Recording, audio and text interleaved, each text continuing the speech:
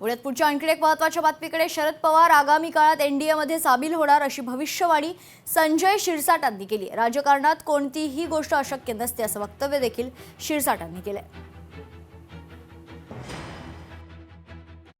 शरद पवार भविष्यात काही करू शकतात. शरद पवारचं खासियतच ती आहे.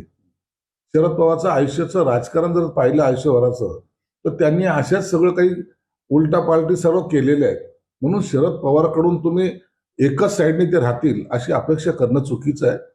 शरद पवारांनी वेळेनुसार आपल्या भूमिकाही बदललेल्या आहेत, पक्षही बदललेले आहेत आणि पक्ष विलीन सुद्धा केलेला आहे. कशातही जाऊ शकतात ते.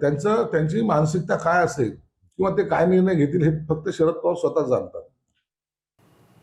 महत्त्वाची बातमी समोर येते. अखेर प्रशांत जगताप यांनी राष्ट्रवादी पक्षाची साथ सोडत काँग्रेसमध्ये पक्षप्रवेश केलाय.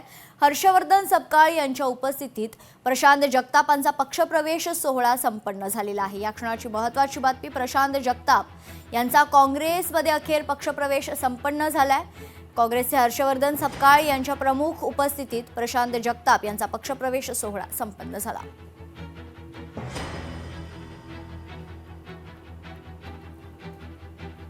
प्रशांत जगतापांनी स्पष्टपणे सांगितलं की मी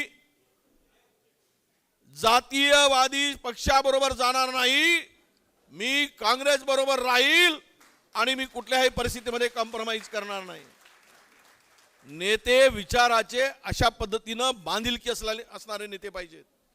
सर्वांनी त्यांना फोन केलेत, सर्वांनी त्यांना थांबवण्याचाही प्रयत्न केला.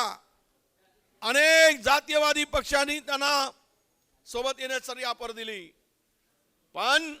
परंतु प्रशांत भाऊंनी सांगितलं मी ज्या विचारातून घडलो आहे तो विचार मी सोडणार नाही. तो का सभी को मिलता है. आज तुम्हारा है कल हमारा. लोकशाही मराठी ऐका, पहा, जागरूक रहा.